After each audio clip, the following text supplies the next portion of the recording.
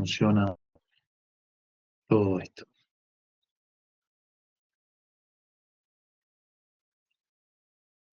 Bueno, la clase pasada y hasta la clase pasada habíamos avanzado con las características propias de la belleza, en las cuales fuimos analizando sistemáticamente, por una parte la proporción, por otra la integridad, por otra el orden, la nitidez también vimos. Bueno, la clase pasada nos detuvimos con más precisión, con más cuidado en la idea de proporción, ¿sí? Lo que nos llevó a ver cuál era el criterio de proporción que teníamos que utilizar, y vimos también que la proporción implicaba la simetría y la armonía, ¿no? Ahora, una vez que hemos desarrollado todo eso, y antes de estar preocupados por el concepto de belleza, lo que vamos a hacer es presentar una última clase sobre la relación de la belleza con el hombre.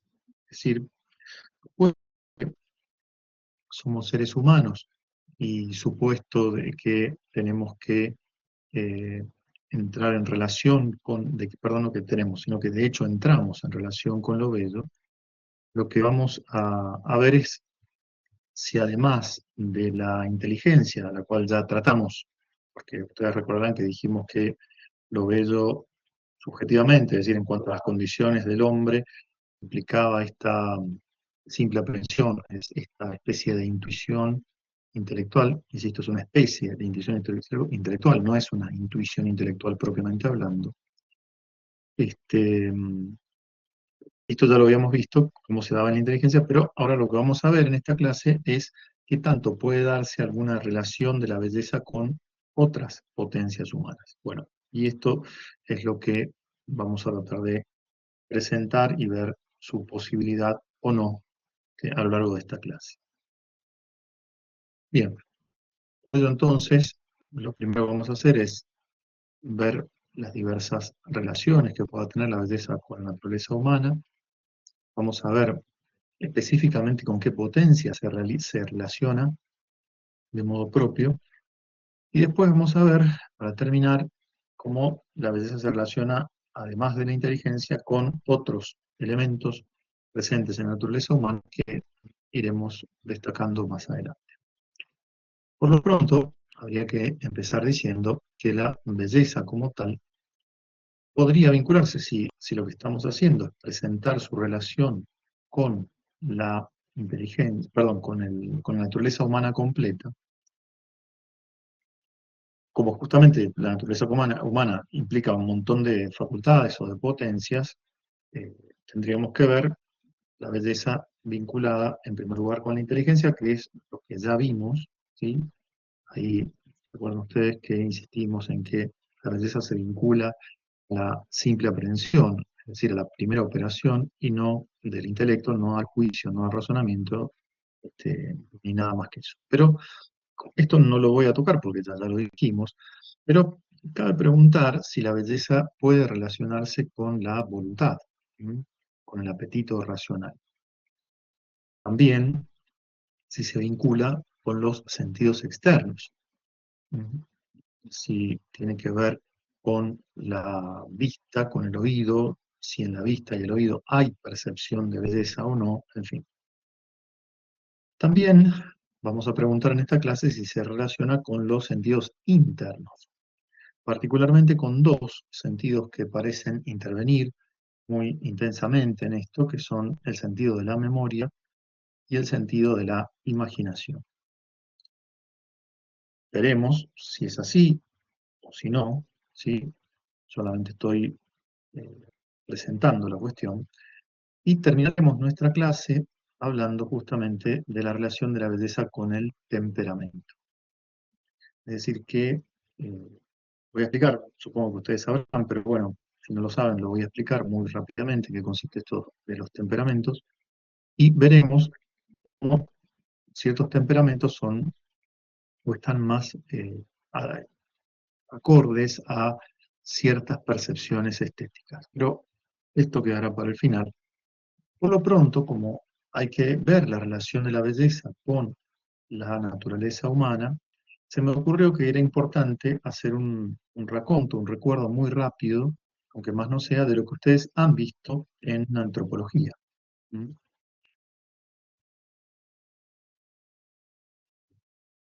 Eh, sí, todavía estoy en la belleza interesa la naturaleza humana. La verdad que como yo no veo lo que ustedes ven, eh, no sé ni por dónde va. El sistema me dice que tengo un delay de video importante. Ah, está en la portada todavía. Mm, Ahora se ve ahí la cambia. segunda lámina, profesor. Perfecto. Bien. Probemos que siga así. Bueno, yo me voy preocupando de ir hablando de modo acompasadamente con los textos que van apareciendo, pero bueno, no, no va a pasar ahora eso. Bueno, ok. Ahora me dice que el audio, que el video va más o menos a ritmo. Alcanzan a ver todo lo que dije, es decir, la relación de la belleza con la inteligencia, la voluntad, los sentidos externos, internos y el temperamento. ¿Eso ya ha aparecido en la filmina? Sí, profesor. Muchas gracias. Bien. Ok, entonces avanzo y ojalá que esto funcione. Decía que sería bueno hacer un repaso de eh, de la antropología que ustedes han revisado, que ustedes ya han rendido, donde podemos, a modo así en sentido general, ¿sí? Sin ánimo de hacer muchas precisiones, establecer en qué es lo que hace cada una de las potencias o capacidades humanas dentro de la naturaleza humana. Para eso, probablemente ustedes hayan visto en su momento este cuadro que nos hace advertir eh, dos, dos grandes líneas, la línea del conocimiento, ¿sí? Este, y por otro lado, la línea del apetito. Pero dentro del conocimiento, sabemos muy bien que el hombre tiene un conocimiento sensible y tiene también conocimiento racional. Es decir, una cosa es el conocimiento que tiene que ver eh, con lo singular, es decir, con esto que no puede ser de otra forma, por ejemplo, con esta sensación que puedo tener al tocar el escritorio, esta, eh, sensación visual que puedo tener al mirar el monitor, son todas singulares. La razón, por el contrario, no se maneja dentro de los singulares, sino dentro de los universales. El proceso llamado de abstracción consiste justamente en deslindar todo lo singular que tenemos en las sensaciones para quedarnos con el universal. De hecho, vivimos pensando y funcionando en términos universales que en última instancia aplicamos o terminamos de aplicar a las cosas sensibles singulares. Pero nos movemos en el plano de los universales. El conocimiento sensible, entonces, es de lo singular, el conocimiento racional es de lo universal. Pero además, dentro de la sensibilidad, es decir, el conocimiento sensible, nosotros tenemos los llamados sentidos externos, que son los 5 sentidos que todos conocemos, y los llamados sentidos internos, que son sentidos, o sea, están en la sensibilidad, son singulares, pero que en vez de entrar en contacto directamente con las cosas externas, como pasa con el ojo, con la vista, con el oído, por ejemplo, estos sentidos internos entran en contacto con los datos que aportan los sentidos externos. Si el ojo entra en contacto directo con una determinada cosa que tiene una forma y está coloreada, los sentidos internos no entran directamente en relación con la cosa, sino con la información del que el ojo reporta, es decir, con la forma y el color en tanto percibidos por el ojo. Estos sentidos internos son, como ustedes saben, cuatro: el sentido común, la imaginación, la cogitativa y la memoria. El sentido común, que unifica los datos de los sentidos externos, haciendo que tengamos una sola sensación de algo que entra por varios canales, porque de hecho tenemos una sola sensación respecto de, no sé, el sabor, el color y el olor de una cosa, como puede ser de una pizza, pero esos tres datos, que nosotros los tenemos como si fueran uno solo, entran de hecho por tres canales distintos: por el gusto, por el olfato, por la vista. ¿Mm? El sentido común se llama sentido común porque comunica, hace comunes estas sensaciones que vienen por canales distintos. Cuando el sentido común unifica, ahí viene el trabajo de la imaginación, es decir, aquella que genera una imagen, y esa imagen, por supuesto, está tomada de la realidad que conocemos, pero por otra parte, también la imaginación conserva y además reproduce imágenes. Esta capacidad de conservar imágenes y de reproducirlas, incluso reproducirlas, combinarlas para imaginar cuestiones que no existen, como yo sacándome la lotería, ¿no es cierto? Y ese tipo de cosas, eso es fruto de la actividad imaginativa. ¿Mm? Por lo tanto, la imaginación, si bien se apoya inicialmente en en la realidad de las cosas, no obstante, funciona o puede funcionar al margen de la realidad de las cosas, como yo y la lotería. Luego viene la cogitativa, que es esta facultad que lo que hace es justamente advertir aquello que sensiblemente es nocivo para una persona. No sé, todos cuando nos arrimamos o nos asomamos a un balcón de mucha altura sentimos miedo. Bueno, ese miedo que aparece es la cogitativa que se ha prendido, que se ha encendido, y que como tal lo que hace es advertir mediante una sensación, sea de temor o sea de placer, que algo es peligroso o beneficioso. Ejemplo típico de esto es cuando, por ejemplo, vamos a comer algo que nunca hemos comido. Regularmente lo primero que hacemos es olerlo, y esto significa aportar desde los sentidos externos información para que la cogitativa advierta rápidamente si eso es nocivo o no. Yo con mis hijos ya son grandes, pero bueno, de toda su infancia y adolescencia fue toda una batalla el comer verduras, particularmente el brócoli. Este, el brócoli cuando se cocina tiene un olor bastante desagradable que hace impensable el hecho de que pueda ser comestible eso, ¿no? Pero bueno, así lo es y es. Yo la verdad que fui domesticado por mi esposa en eso y la verdad que ahora me gusta. Bien, esa información de la nocividad o no nocividad de una determinada realidad va a quedar almacenada en la memoria. ¿Mm? La memoria es el depósito de la información que la cogitativa ha procesado. Y esa información es una información que tenemos por relación al pasado, es decir, que implica una relación al pasado e implica también una experiencia propia del pasado. No es lo mismo la memoria de un mismo hecho en diversas personas. ¿Mm? Este, yo no sé, puedo salir con mi esposa y asistir a un restaurante donde hay un espectáculo folclórico. Puede ser que no sé, a mí me parezca fantástico, a otro parezca aburridísimo, de manera que el mismo hecho, al estar valorado por la cogitativa, esa valor,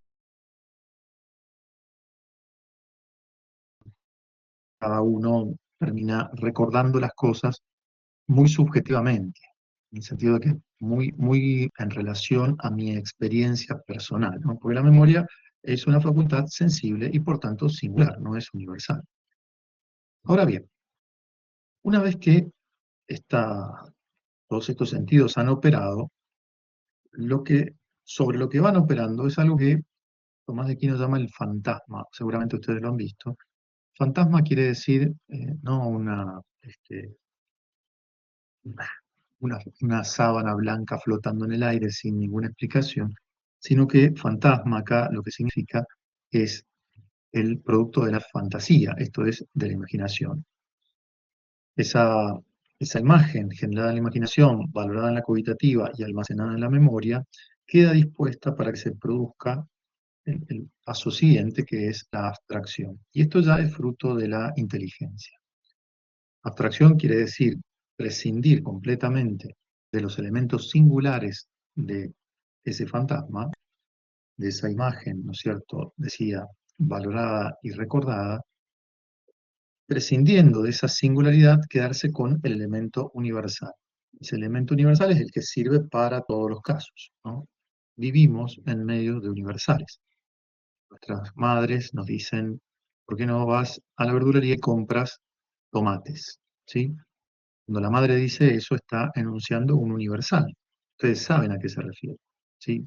Saben que no es un elemento vacuno, saben que no es un elemento del género animal, saben que es una hortaliza, saben qué forma tiene, qué sabor tiene. Y esto que ustedes saben, les cabe o les corresponde a todos cuantos tomates se crucen en toda su vida. Por eso es universal, es decir, sirve para todos, eso quiere decir universal.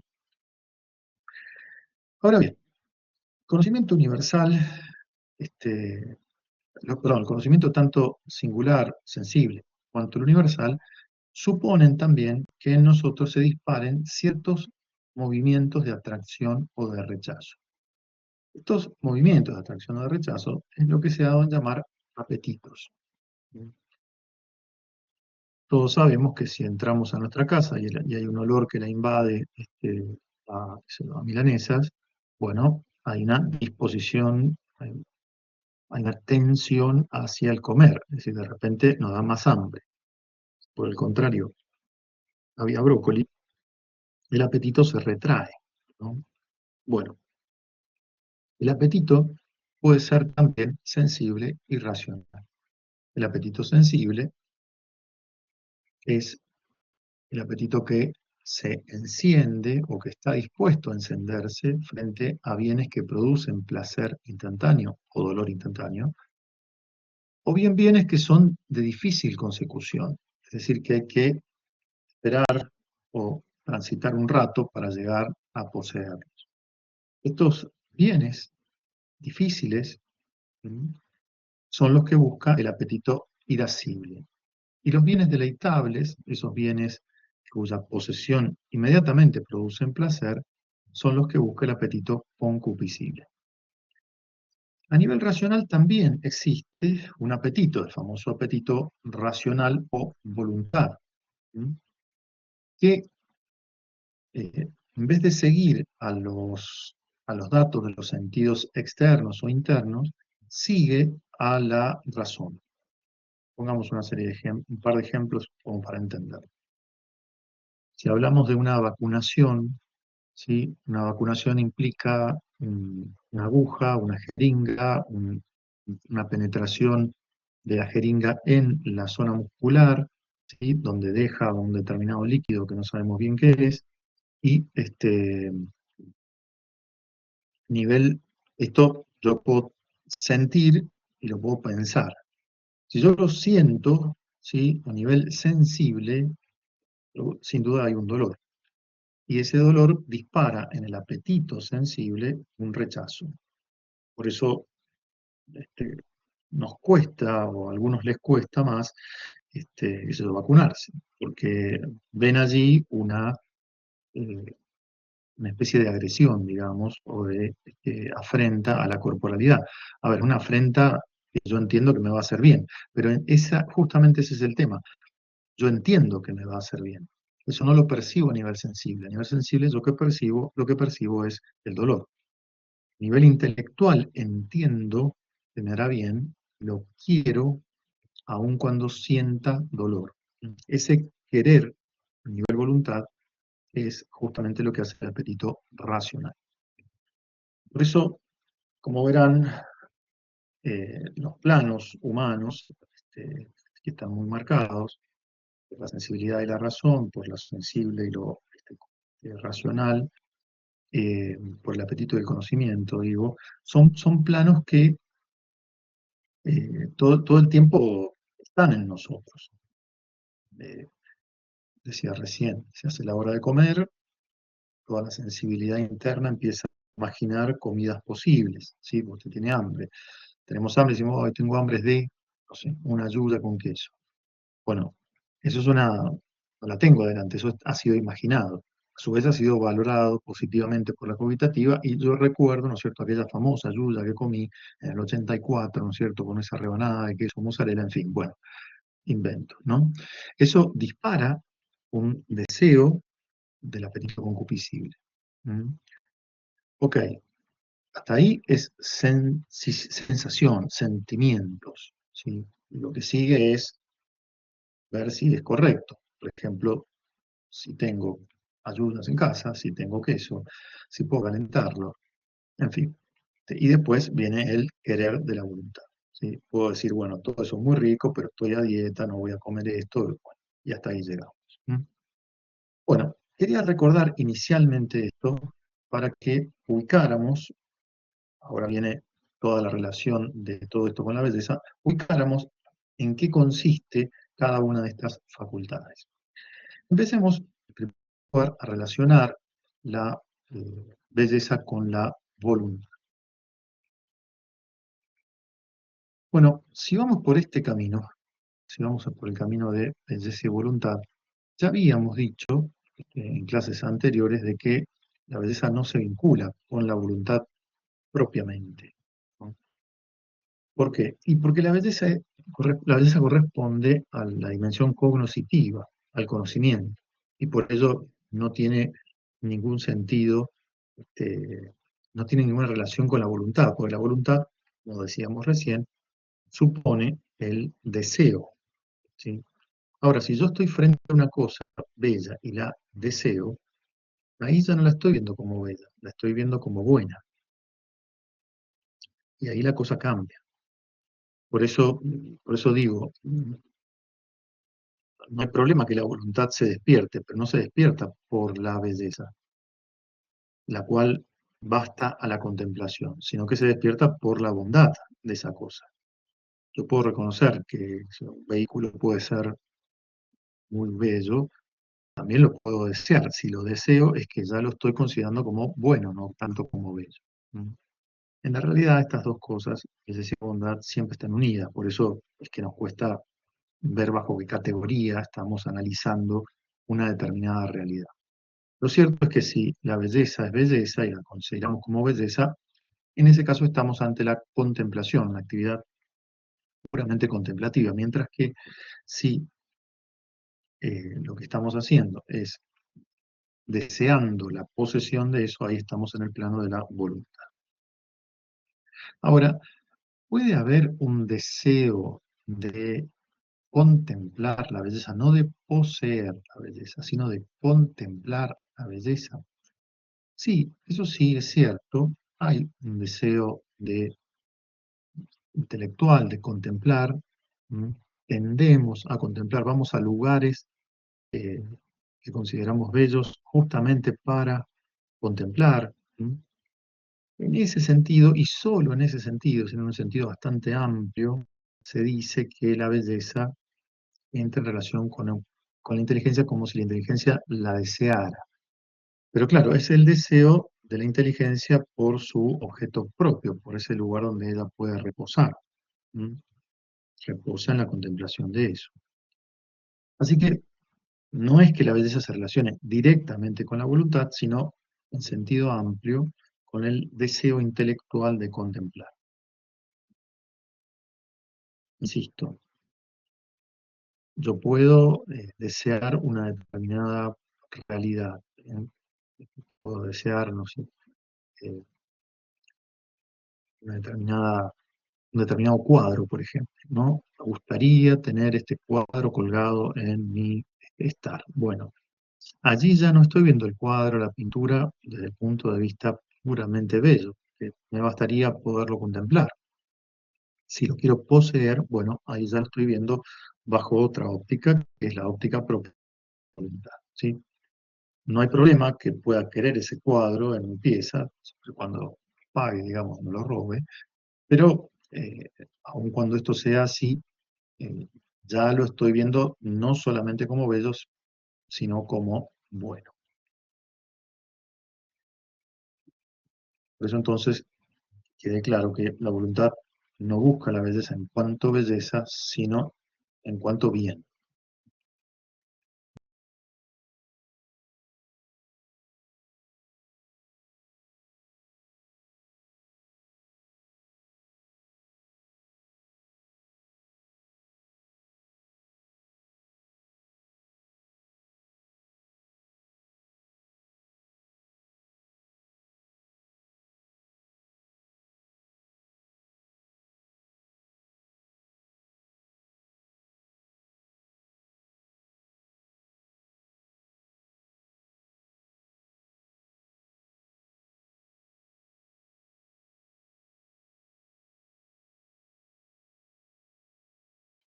O el Greco, que lo hemos visto en algunas pinturas, hoy día vamos a ver una pintura de él, que padecía un problema óptico que le impedía ver bien, y sin embargo sus pinturas son bellísimas.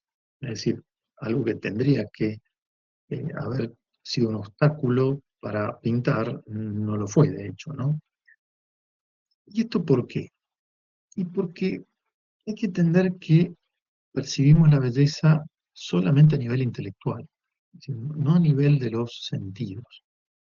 Los sentidos como tales, los sentidos externos, son canales de acceso a esas bellezas, pero no son ellos quienes reconocen la belleza, sino, como hemos dicho en otras oportunidades, aquellos donde la belleza es, una vez que es percibida intelectualmente, es por desborde experimentada por estos sentidos. A ver, pongamos algunos ejemplos. Cuando uno observa una determinada, lo que hablábamos, las pinturas que veíamos la semana pasada, ¿no? Las pinturas de Rembrandt que traje en dos ocasiones. Traje, por un lado, el busto de Homero con Aristóteles y después la presentación en el templo de Jesús. Esas dos pinturas, ¿sí? Eh, Sin duda son visuales, todos lo sabemos, o sea, las vemos, de hecho. Pero ¿significa esto que el sentido, el ojo advierte todas las relaciones y proporciones y armonías que descubrimos y que yo traté de ir mostrándoles en esas pinturas? Y la verdad es que no, ¿no? Es decir, si no, hubieran bastado sus propios ojos para verlas. Cuando yo las iba explicando, iba indicando, bueno, por qué la mano de Aristóteles sobre la cabeza de Homero, por qué las miradas se cruzan, porque, bueno, todo esto que conté hace tiempo, ya los aburrí, no lo voy a hacer de vuelta, eso habla, ¿sí?, de una lectura intelectual del asunto. Claramente es intelectual. El sentido, en todo caso, puede ser halagado, ¿no?, que, eh, por la pintura. ¿Halagado a qué me refiero? Y que son colores que no son agresivos para el ojo, sino que hay una gama de colores razonable. Ahora, ahí se está sintiendo. Voy a insistir mucho en este punto. Lo que está aconteciendo allí es sensación, no percepción de la belleza. Es una sensación agradable, claro, sin duda. ¿Por qué? Y porque el ojo tiende a su objeto y ese objeto, en este caso, se presenta como adecuado, conveniente, y por eso es placentero a la vista. Pero que sea placentero a la vista no necesariamente significa que sea bello. La belleza como tal está siendo descubierta en otro plano. A ver, el intelecto es quien propiamente percibe esta belleza. Lo hemos dicho miles de veces cuando hablamos del esplendor de la forma, ¿se acuerdan? La forma esplendente se hace patente al intelecto. El intelecto percibe la forma en estado de esplendor. Y solo él lo puede hacer. Ahora, los sentidos entonces son elidibles, son ignorables. No, justamente el sentido es un vehículo que colabora a la percepción de lo bello que se da en el intelecto, pero de ninguna manera lo advierte, es decir, no hay conciencia de belleza en los sentidos, ¿sí? Ni tampoco lo modifican o determinan. De hecho, hay cosas que son contrarias a los sentidos externos, porque producen rechazo, y sin embargo, a nivel intelectual son bellísimas. El ejemplo que suele ponerse es el caso de las tragedias.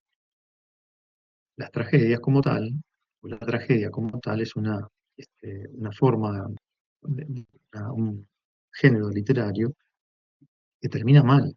Ahora, desde el punto de vista de los sentidos, es contrario a los sentidos. Sin embargo, desde el punto de vista de la significación, hay belleza. Mm.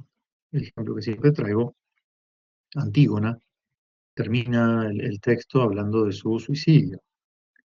Espantoso aparte, ¿no? Cómo lo lleva a cabo. Este, Sófocles no tiene ningún problema en describirlo con bastante precisión. Ahora, esa, esa muerte de Antígona eh, tiene una significación bellísima, ¿sí? Y esa significación es: no te metas con los dioses, quien se mete con los dioses es por ellos castigado, a su vez reconoce a los dioses y cumple sus mandatos, como el caso de Antígona, ¿no es cierto? Hace lo que hay que hacer, más allá de las consecuencias. En fin, todo eso son cuestiones que se advierten a nivel intelectual, no a nivel de los sentidos. Muy bien, dejemos por ahora los sentidos y vayamos ahora a los sentidos externos y vayamos al análisis de los sentidos internos. ¿Sí? Como decíamos recién, los sentidos internos son cuatro. Nosotros no vamos a tratar de los cuatro, vamos a tratar solamente de dos. Vamos a hablar de la relación de la belleza con la memoria, ¿sí? Y con la imaginación. Respecto de la memoria, decíamos que en ella almacenamos aquellas experiencias valoradas, ¿sí? Las experiencias valoradas quiere decir que una vez, después de haber tenido una determinada experiencia sensible siempre, viene justamente una valoración por parte de la cogitativa. Y esa valoración, es decir, esa imagen valorada es la que queda en la memoria. Eh, qué sé yo, si se han quemado alguna vez con leche, claramente las próximas veces que han tomado leche caliente han tratado de ver antes de beber qué temperatura tenía, ¿no? Si nunca probaron ciertas sustancias que son muy picantes, que son los picantes que utilizan los mexicanos en general, este, y la primera vez le pusieron como si fuera mayonesa, bueno, probablemente la segunda vez sean más cautos. Eso es porque hay una valoración de la experiencia que queda recordada, porque si no la recordáramos volveríamos a hacer lo mismo miles y millones de veces, lo cual sería muy perjudicial para nosotros. De igual manera, aquellas cosas que hemos descubierto que funcionan sensiblemente, bueno, también quedan en la memoria y nos permiten o nos simplifican la vida. Por ejemplo, no sé, los procedimientos que usamos para lavarnos los dientes, para bañarnos, todo eso ha sido un largo proceso de aprendizaje. Yo lo he ido llevando con mis hijos, ustedes supongo que lo han padecido como tales, de sus padres, cómo cepillarse los dientes, ¿sí? Cómo bañarse, cómo lavarse el pelo. Bueno, todo esto que hacemos automático y nadie piensa, eso es fruto de una serie de experiencias positivas que han quedado valoradas positivamente en la memoria y por eso las repetimos, ¿sí? Repitiendo con ello el éxito. Ahora bien, eh, en ese sentido la belleza, como se maneja en ese plano de perfección y de mejoramiento o de empeoramiento y demás, no tiene nada que ver, absolutamente nada que ver con la memoria. Donde sí puede tener un lugar o una pequeña relación con la memoria es en qué imágenes en el proceso educativo se van haciendo presentes o se van mostrando a los chicos para que queden positivamente valoradas en la memoria. Esto es recontra interesante, sobre todo en un mundo que yo los veo en los adolescentes, por lo menos de donde doy clases, o los adolescentes que tengo clases, en mis secundarios, eh, hay un culto de lo feo, pero que me asombra profundamente. Es decir, eh, se afean los rostros, se afean el pelo, se afean los apuntes, las carpetas, las mochilas. Parece que vienen de una batalla zombie, las mochilas, ¿no es cierto? Y que han perdido, por supuesto, en su lucha contra los zombies, en fin. Eh, hay una continua o desgraciadamente constante búsqueda de la fealdad. A mí me llama poderosamente la atención.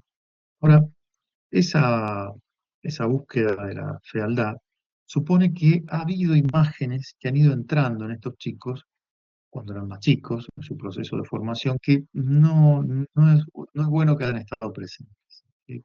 Evidentemente les han facilitado ir para cierto lugar, para ciertas formas que, en fin, terminan produciendo esta cuestión de el gusto por lo feo, por lo desagradable, ¿no? Eh, por eso me pareció muy interesante lo que decía el apunte de el cuidadoso o el cuidado que tiene que tener el educador respecto de las imágenes que va generando para los estudiantes, ¿no? O para los propios hijos. ¿Qué es lo que ven los chicos? ¿Cuáles son los dibujos animados que ven? ¿Cuáles son los cuentos que leen? ¿Cuáles son los dibujos de esos cuentos? Y todas esas cuestiones constituyen una pedagogía artística, ¿sí? Que es muy interesante de pensar y de considerar en nuestras vidas. Bueno, eso nada más de esta parte. Vamos a lo que sigue, que es ya no la relación que tiene la belleza con la memoria, sino con la imaginación. La imaginación como tal constituye una especie de puente entre los sentidos externos y los sentidos y el resto de los sentidos internos. Recién decía que la razón abstrae a partir del fantasma de la imaginación, ese fantasma que ha formado la imaginación, que es valorado por la cogitativa y que es recordado en la memoria. Ahora bien, dado el lugar que tiene la imaginación, se torna en el último escalón que entra en relación tanto con la razón misma, porque es de ahí donde se va a producir la abstracción para llegar al universal. ¿Mm? Dicho sea de paso, esto significa que hay ciertas imágenes que complican la abstracción e imágenes que facilitan la abstracción. Ustedes lo habrán visto, no sé si son, son o han ejercido de profesores, los chicos necesitan hoy día muchas más imágenes que antes, pero a veces una imagen no les permite llegar a comprender lo que la cosa es. Entonces uno les dice, mira, qué sé yo, la causa material es como la masa de la pizza, la causa formal es como la receta que opera el cocinero, que es como la causa eficiente y que busca, ¿no es cierto?, producir la pizza, que es como la causa final. Entonces el estudiante después en el examen te pone, la causa final es la pizza. Bueno, no. Es decir, la imagen, en vez de favorecerle la percepción intelectual de lo que es la causa final, se le tornó una cuestión cerrada, un obstáculo para descubrirla, ¿no? Por eso estas imágenes, hoy día que hay tantísima imagen en nuestro mundo, eh, hay que cuidarlas, hay que cuidar qué imágenes se presentan y hay que buscar imágenes que colaboren con la razón. Pero así como la imaginación es el último escalón antes de la razón, también es la que vincula toda esa información con las pasiones. ¿Qué significa esto? Pasiones se llaman a los movimientos de los apetitos, esos apetitos que mencioné al principio, el apetito irascible y el apetito concupiscible, como tales, están en todos los seres humanos y se encienden ante ciertos objetos. Usted puede estar lo más tranquilo reposando sobre en su sofá y de repente, mientras está viendo una serie, se corta la luz completamente, ¿no? Entonces usted ahí, ante la imposibilidad de seguir viendo la luz, de seguir viendo la serie, perdón, se enoja. Bueno, eso es una típica pasión, se llama ira. ¿Mm? Y es que hay un bien difícil que a usted se le aparece, que es seguir viendo la serie, y que por motivos externos a usted no lo va a poder hacer. Entonces usted está enojado. Bueno, eso es una típica pasión. Hay un montón de pasiones en los hombres, son, insisto, los movimientos del apetito, es decir, cuando los apetitos se prenden. Está, por ejemplo, la tristeza, el gozo, ¿sí? La, bueno, la ira, ya la mencioné, la desesperación, la esperanza.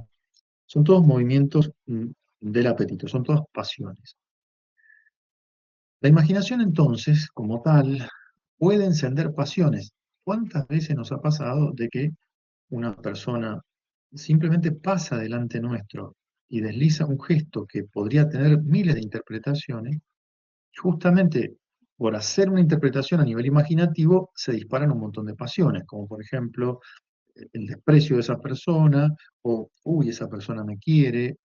Son todas especulaciones imaginativas, pero que de hecho disparan pasiones. ¿Mm? Es decir, de repente usted está enojado con esa persona y no sabe si esa, nadie para o detiene su pensamiento para ver si realmente es cierto que puede estar enojado con esa persona. Gesto a veces dice, pasá vos con el auto, y otro, y es posible, puede ser que el mismo gesto diga, no te voy a dejar pasar con tu auto, voy a ir yo adelante, y eso dispara pasiones distintas. Ahora, bueno, eso supone que la imaginación tiene que estar sumamente ordenada para que se disparen las pasiones que se tienen que disparar, y no se arme, ¿no es cierto? No se acostumbra a ser una persona irascible, ¿no? Y no una persona afable que debería ser. Por eso, insisto en este punto, los sentidos externos ingresan, toda la información de los sentidos externos termina ingresando por la imaginación y esto se vincula con la razón y con las pasiones. En este sentido, la imaginación, como lo eran los sentidos externos, es un vehículo, ¿sí? La diferencia con los sentidos externos es que si los sentidos externos eran un vehículo también, ellos nos daban a conocer la cosa tal cual era. Es decir, si había olor a brócoli, había olor a brócoli, fin de la historia. La nariz, el olfato, no modifica eso. La imaginación sí, o sea, no está sometida necesariamente al objeto. ¿Mm? Un atardecer puede generar tristeza, puede generar gozo, y es el mismo atardecer. Y esto tiene que ver con la imaginación, para qué lado va, qué pasiones dispara, ¿no? Por eso es una facultad que hay que eh, administrar bien, digámoslo así, ¿no? Cuando no está ordenada, la imaginación genera justamente confusión. Usted se pone a hacer, digo, desde una obra artística hasta escribir un artículo, hasta simplemente hablar con otra persona o lo que sea, ir manejando. Si la imaginación está desordenada, ¿m? Lo que va generando todo el tiempo es confusión, eso que nosotros llamamos hoy día pensamientos intrusivos, ¿no? Valoraciones que aparecen, que no necesariamente son verdaderas, discusiones internas que tenemos, son todas imaginativas. Bueno, en ese sentido, si aporta confusión, oscuridad, eso va, en el caso del arte, a complicar, por ejemplo, la generación de la obra artística. Pero también va a complicar, y esto acá quería llegar, el modo en que yo me relaciono con una obra de arte. Si yo fuera una persona desordenada racionalmente, por ejemplo, que hubiera un desorden en el orden del apetito de placer, esto me impediría ver justamente la belleza de una determinada obra de arte que representara a una mujer. Porque en vez, si como varón viera eso, si la pasión no está ordenada, si la imaginación, perdón, no está ordenada, toda mujer que se presente será un objeto de placer, o puede ser vista como un objeto placentero, nada más, no como una persona, mucho menos como la belleza femenina, menos todavía. De allí que ese desorden en la imaginación pueda tener tantas consecuencias nefastas al momento de eh, contemplar lo bello. Por eso eh, el apunte subraya este punto con cuidado. Las pasiones desordenadas oscurecen la imaginación y complican a la vez la percepción de lo bello. Pero vamos al punto siguiente, que es más llamativo, o al menos que me parece más llamativo, que es la relación que puede existir entre belleza y temperamento. Cuando se habla de temperamento, probablemente ustedes lo sepan, yo por las dudas lo explico. El temperamento son estos modos de sentir que son muy propios.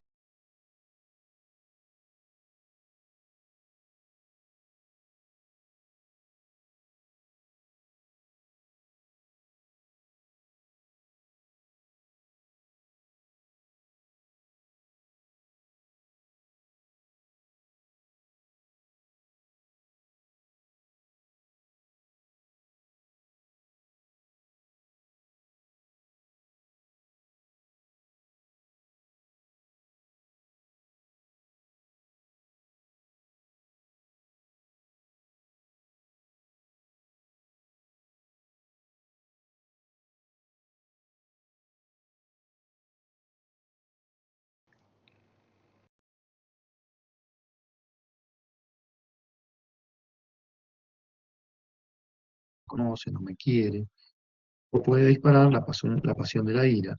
Pero ¿qué le pasa a este? ¿En qué se cree que no me saluda? Bueno, este modo en el cual somos afectados por estas realidades sensibles y qué tanto nos afecta y cuánto dura en nosotros, ¿sí? Eso tiene que ver con esto que se llama temperamento. Temperamento es algo que está en la biología, ¿no? Por eso es heredable el temperamento. Ese temperamento que está en la biología, que es heredable, lo que está diciendo o lo que dice es, insisto, qué tanto puedo ser afectado y cuánto me duran esas afecciones internamente. Tiene que ver con la parte sensible, no intelectual, sensible. De hecho, muchas veces peleamos con nuestros propios temperamentos, ¿no? Temperamentos de tipo melancólicos, mucho más inclinados a la tristeza, ¿sí? Están peleando siempre por superar la tristeza. Y sabemos que hay ciertas cosas que no producen tristeza, sino que la tristeza es una especie de base desde la cual el temperamento melancólico mira a la realidad. Por eso, tiene que ver con lo sensible, ¿sí? Tiene que ver con qué tanto somos afectados, es decir, la intensidad de la afección, y tiene que ver con la durabilidad de esa afección. ¿Cuáles son los temperamentos humanos? Bueno, estos temperamentos son cuatro. Los nombres que se les ha puesto a estos temperamentos, como tienen una base biológica, son los nombres que le pusieron los antiguos, que para ellos tenía que ver con la predominancia en el cuerpo de ciertos líquidos, ¿sí? Esto no es que sea así, pero les cuento por qué aparecen estos nombres que les van a sonar medio raros.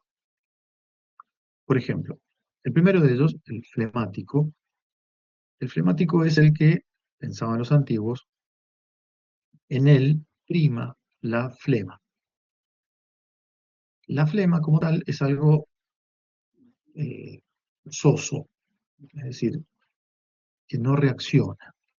Por eso el temperamento flemático, bajo estas dos coordenadas que yo decía, que es cuánto me afecta y cuánto me dura esa afección, el temperamento flemático ni es afectado ni le duran las afecciones que le puedan llegar, ¿sí? Es un temperamento que no tiene reactividad. Una cosa antes de seguir avanzando, estos cuatro temperamentos, recordémoslo bien, esto es importante, no se dan puros, ¿sí? Todos tenemos mezclas de temperamentos. Esas mezclas tienen que ver con nuestra herencia genética, es decir, cómo fueron nuestros padres, nuestros abuelos, ¿sí? Eso hace a los diversos temperamentos posibles en el hombre, ¿no? Insisto, hay combinaciones, pero en esas combinaciones de temperamentos siempre hay uno que se llama predominante, un temperamento principal. Veamos estos cuatro temperamentos, cada uno verá después qué temperamento está presente en él, y por último hagamos una relación de esos temperamentos con la belleza. Ya hablé del temperamento flegmático, el otro temperamento que existe es el sanguíneo. Si en el caso anterior había una predominancia de la flema, acá hay una predominancia de la sangre.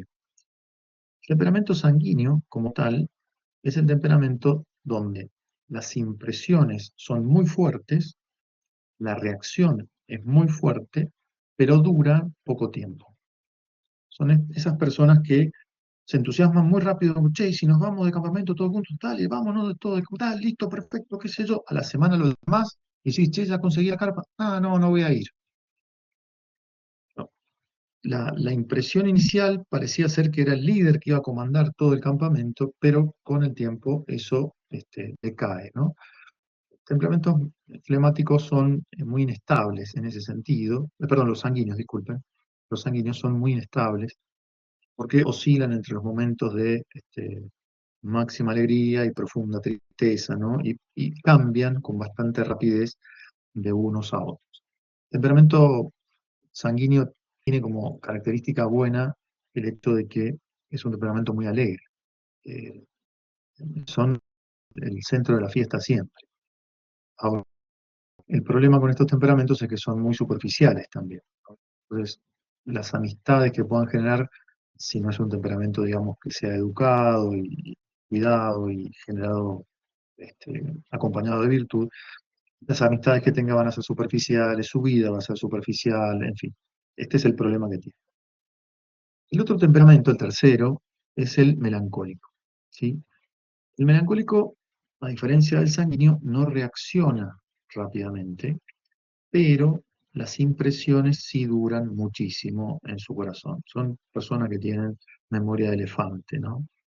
Se acuerdan que hace 25 años vos le robaste la lapicera azul, ¿no es cierto? Y eso trajo muchos problemas con sus padres, ante los cuales tuvo que justificar que, bueno, que él tenía la lapicera azul, pero que vos se la sacaste, y bueno, es decir, temperamentos en ese sentido muy, eh, como aspecto malo la capacidad del rencor, por ejemplo, aunque con positivos, este,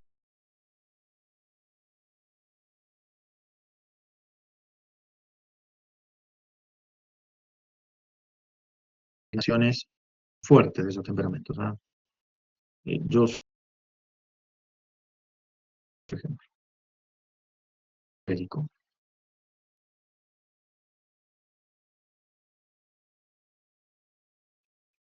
Eh, Te corte el audio. Sí, me marca que estamos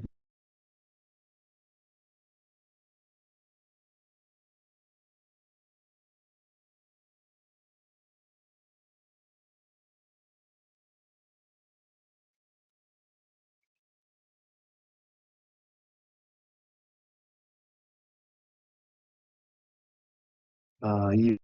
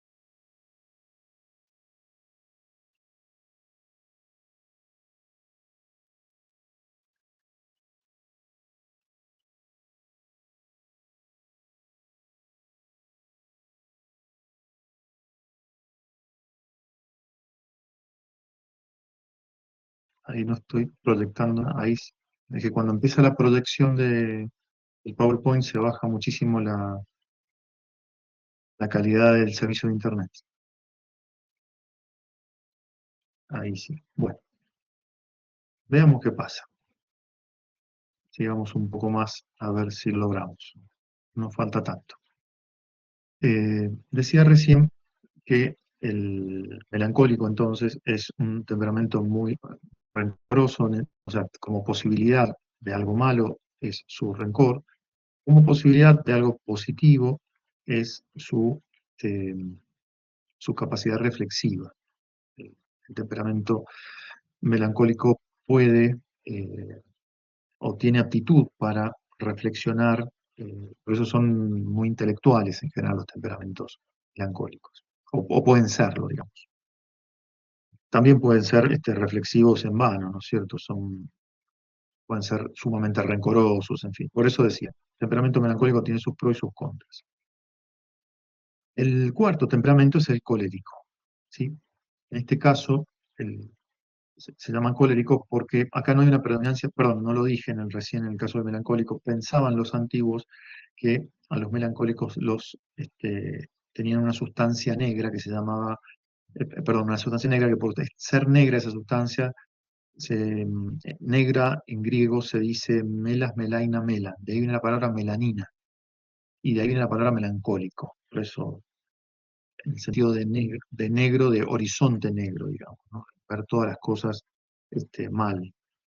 Bueno, el último temperamento, el cuarto, a ver si logramos desarrollarlo, es el colérico. El caso del colérico no tiene que ver con un líquido predominante, sino con una pasión que se enciende rápidamente, que es la cólera.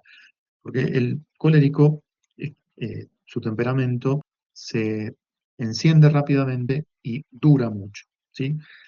No sé si notan con esto que hemos trabajado siempre sobre las dos coordenadas, es decir, por una parte, el flemático no reacciona ni le duran las impresiones en el alma, el sanguíneo reacciona fuertemente pero no le duran las impresiones en el alma, el melancólico no reacciona fuertemente pero le duran muchísimo las impresiones en el alma, y el colérico es el que tiene las dos, que reacciona fuerte y a su vez le duran mucho las impresiones en el alma. Bueno, estos cuatro temperamentos, ¿sí?, son muy particulares al momento de relacionarse con la belleza, que es para el lado que vamos. ¿Mm? Bueno, ya los expliqué, perdón, ya los expliqué a los cuatro. Bueno, cosa que me pone muy nervioso esto que tengo tan mal internet. Ahí me dice que está andando excelente. Bueno, esperemos que así sea. Debe ser que la gente está yendo a cenar en el hotel, entonces me van dejando internet. Este, ahora bien, sobre estos temperamentos tienen muchísimo que ver en cómo un artista procede. Es llamativo esto, ¿no? Pero es así. Los temperamentos influyen muchísimo en la producción de la obra artística y la marcan profundamente, haciendo que tenga la impronta de su artista. Por eso el apunte dice que el elemento individual, es decir, el elemento que hace que esta obra sea esta sola y no otra, tiene por partes iguales que ver con la materia artística próxima. Ese tema lo vamos a ver más adelante, ahora, por ahora es palabras vacías, pero tiene que ver muchísimo con el temperamento del artista. Veamos algunos ejemplos, ojalá que se pueda, y tratemos de terminar en paz esta clase. Bueno, si yo les propusiera esta imagen, que es del Greco, que les dije, les contaba recién que tenía problema óptico, algunos sostienen que por ese problema óptico él pintaba deformado. No sé si notan que el rostro de la Magdalena, los ojos están como estirados hacia arriba, ¿no? Eh, a mí me encanta el Greco. Si fuera a España, al Prado, una de las cosas que haría es ir a verlo. Pero bueno, si yo les preguntara qué temperamento les parece que tiene el Greco a partir de esta pintura, ¿ustedes qué sugerirían? ¿Qué temperamento sugerirían? Melancólico, sí, absolutamente, ¿no es cierto? Es un tipo recontra melancólico. Pero si yo les presentara esta otra imagen, que es de Caravaggio, que es la misma María Magdalena, este, ¿qué temperamento les parece que tendría?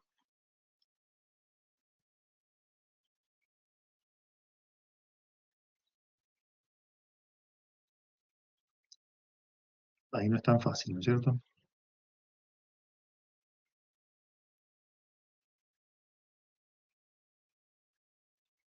Exactamente, sí. Sí, sí. Si en el Greco es un temperamento melancólico, en Caravaggio se nota muchísimo el temperamento sanguíneo, como dijiste muy bien, y el colérico. ¿Sí? Justo puse esto porque tenía dos Magdalenas, y entonces era la misma Magdalena vista en dos versiones. Fíjense que tiene que ver el 50%, digamos, con la materia artística próxima, es decir, de dónde han tomado su modelo y demás, pero a su vez con el temperamento de la persona. Es llamativísimo esto, ¿no? Bueno, en fin. Caravaggio hay mucho en el museo, en el Escorial. Esto lo sé no porque he estado, sino porque estuve aconsejando a mi madre que sí estuvo y le decía, no dejes de ir al Escorial en España, que está cerca de Madrid y que hay mucho de Caravaggio y muy lindo de ver. En fin, bueno, no pudo ir mi madre, ¿no? ¿Qué va a hacer? Bueno, se nota entonces cómo los temperamentos influyen profundamente en las obras.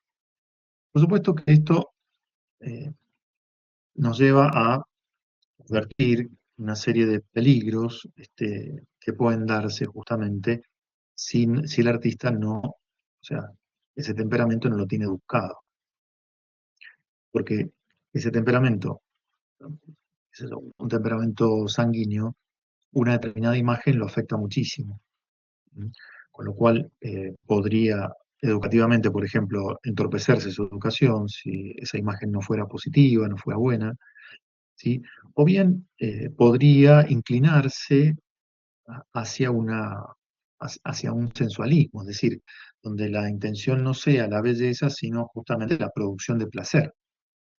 Bueno, que ese es el problemón, digamos, ¿no? En ciertos temperamentos. Un flemático no sería, para un flemático no sería problema sensualismo, que no es afectado, pero para un sanguíneo, para un colérico y para un melancólico sí es problemático, ¿no? Tiene que ordenarse internamente para no, eh, sobre todo en un sanguíneo, para no ser absolutamente condescendiente con la sensibilidad.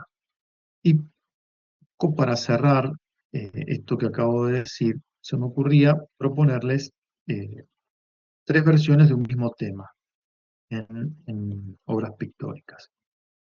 El tema es el juicio de París, ¿sí? París es este héroe troyano, también conocido como Alejandro, que este, lo llevan a una fiesta donde están los dioses, ahí aparece una diosa que se llama Discordia. La discordia quiere decir la separación de los corazones, es lo contrario de concordia. Discordia, enojada por el festín que están teniendo los dioses y la armonía que rige allí, se le ocurre lanzar una manzana dorada que tiene una leyenda que dice para la más hermosa. Cuando la manzana aparece, es la manzana de la discordia, este, tres candidatas se quieren hacer de la manzana. Ellas son Afrodita, Amor, la diosa de la belleza, Hera, la esposa de Zeus, y este, Atenea, la diosa de la sabiduría y de la guerra. Bueno, las tres se presentan como las candidatas para esa manzana, ¿no? O sea, esto significaba reclamar o decir que tal o cual era la más bella de todas. Bueno, se ponen de acuerdo, entonces uno de los dioses le dice a este hombre que ha venido que elija él quién es la más bella de todas. Bueno, resulta que Alejandro las considera y entonces Afrodita se le aproxima y le dice que si la elige, le va a dar a la más hermosa de las mujeres, de las humanas.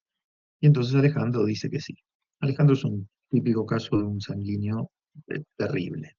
Cuando uno lo lee cómo procede en la Ilíada, es un caso arquetípico de sanguineidad. Pero bueno, Con lo cual Afrodita efectivamente le va a dar la más hermosa de las mujeres, esto lo sabemos por Homero, que va a ser Helena, Helena de Troya. Bueno, Botticelli pinta esta escena que es clásica, clasiquísima. Por supuesto que las viste a las diosas al modo de vestimenta de la época de Botticelli, ¿no? Eso no tiene que distraernos tanto.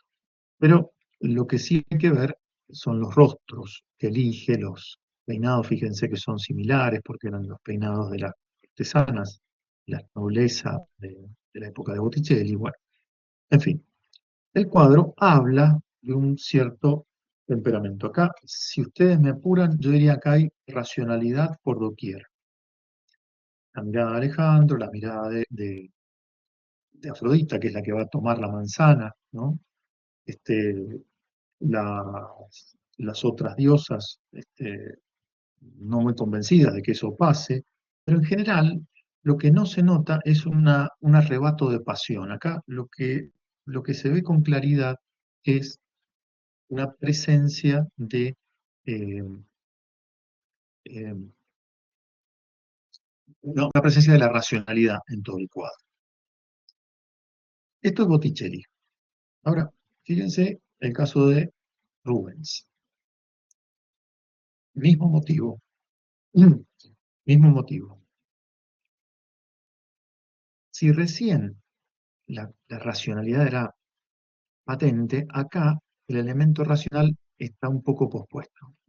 Acá lo que prima es la sensualidad. Parece bastante patente, digamos.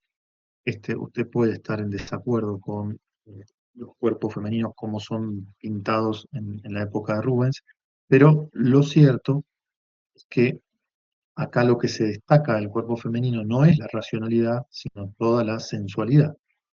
Las diosas están puestas en posiciones particulares para evidenciar, digamos, todas sus partes femeninas pudendas, ¿no? Bueno, este, el dios se le hace presente y está Alejandro, ahí Paris otra vez, ¿no es cierto?, viendo a cuál va a elegir. Pero fíjense que la mirada de Alejandro, en este caso, es mucho más sensual que la mirada de Alejandro de la pintura de Botticelli. Mire, me vuelvo un poquito para que lo aprecien, que es muy llamativo. Hay una diferencia muy, muy grande. Decía yo acá, hay como una clara racionalidad presente en la pintura. Acá hay una clara sensualidad presente en la pintura, ¿no? Pero bueno, bueno, y es sobre el mismo tema, ¿no es cierto? Es el juicio de París. Hay versiones contemporáneas sobre esto, que por supuesto hacen sus lecturas particulares. Pero para terminar esta clase se me ocurrió que podía ser al menos jocoso traer un caso de una pintura súper contemporánea sobre el juicio de París. ¿Mm? Bueno, en este caso entonces de vuelta aparecen las tres diosas. Fíjense cómo las caracteriza el artista. Esto es una fotografía sobre un fondo pintado, ¿no? Es decir, pero claro, Hera es la imagen de la mujer, es la imagen de la mujer esposa, que por supuesto está caracterizada por una lectura particular que se tiene de la esposa, que no necesariamente es correcta, pero es la mujer de la casa, digamos. La otra es Afrodita, que está vestida, ¿no es cierto?, como una, sí, no tengo ningún nombre feliz para decirlo, pero bueno, digamos, sumamente sensual y atractiva. Y la tercera es Atenea, que es la diosa de la sabiduría y la diosa de la guerra. A ver, es diosa de las dos. En general los griegos siempre se inclinaron más que nada por sabiduría.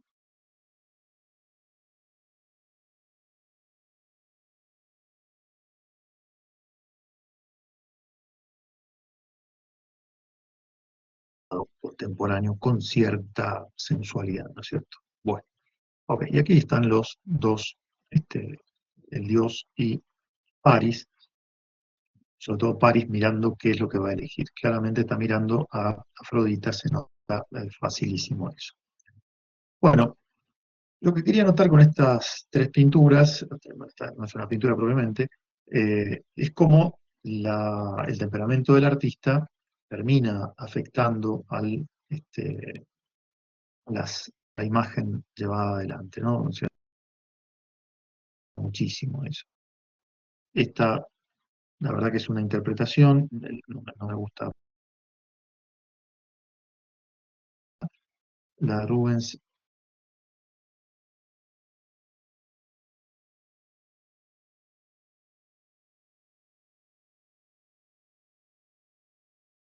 vas a ver que aquí, más ideológico me parece en este caso. Bueno, muy bien. Hemos sobrevivido a esta clase, hemos sufrido mucho, pido disculpas, no pensé que fuera a andar tan mal, ahora están dando fenómeno, me dice que está todo en verde. Evidentemente me estoy quedando solo en el hotel. Bueno, en esta clase entonces hemos podido revisar la relación que la belleza presenta con las diversas potencias humanas. Esto nos ha permitido ver, primero hacer un raconto de las potencias humanas y después ver cómo ella se vincula o no con la belleza. Hemos trabajado un rato sobre el tema del temperamento, que me parece muy importante. Yo la verdad es que cuando lo conocí al tema de los temperamentos, ustedes lo deben conocer seguramente. Yo lo conocí cuando era adolescente, de haber tenido unos 16 años cuando leí. Para mí fue sumamente iluminador, ¿no? Eh, Digo, entonces soy así por esto. Fue, fue maravilloso, me permitió, digamos, ver cierta normalidad en lo que yo pensaba anormalidad personal, ¿no? Este, Así que bueno, por eso le dediqué un poco más de tiempo, más allá de que tiene todo que ver con producción artística y con la percepción de la belleza, ¿no? Y sobre el final destacamos cómo puede ser sumamente peligrosa digamos, la exacerbación del sensualismo por encima de las ideas artísticas que, bueno, producen lo que hemos visto normalmente me parece en el caso de Rubens. Bueno, muy bien. Bueno, hasta acá entonces la clase de hoy día. Eh, bueno, gracias a vos, Pablo. Pido disculpas de vuelta por la calidad de la transmisión. La semana que viene ya estoy en casa, así que volveremos a una normalidad, espero. Bueno, muy bien. Dejemos acá entonces. Espero que descansen. Creo que tienen clases ahora, pero bueno, que descansen entre esta clase y la que sigue, al menos. Nos vemos la semana que viene. Hasta luego.